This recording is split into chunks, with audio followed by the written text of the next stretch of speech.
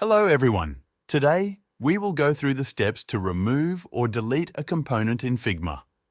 Components are reusable design elements that help maintain consistency across a project. However, there may be times when you need to delete a component from your file.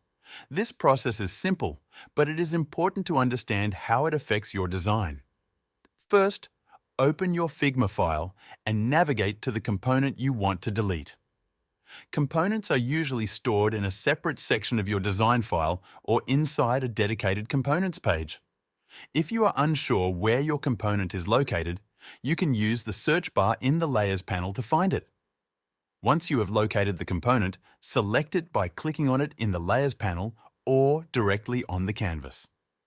If you are trying to delete an instance of a component instead of the main component, deleting it will only remove that instance, but the original component will still exist in your file. To completely remove a component from your file, select the main component and press the Delete key on your keyboard. If you delete a main component, all instances of that component in your file will be detached. This means they will no longer update automatically when changes are made to the original design. If you accidentally delete a component and want to restore it, you can press Ctrl+Z on Windows or Command+Z on Mac to undo the deletion. If you have already closed the file, you can check the version history by clicking on the file name in the top left corner and selecting Show Version History. From there, you can restore an earlier version of your file.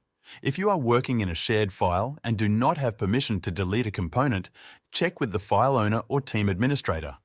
In team projects, some components may be part of a design system and cannot be removed without affecting other users. That's it for this video. Thanks for watching.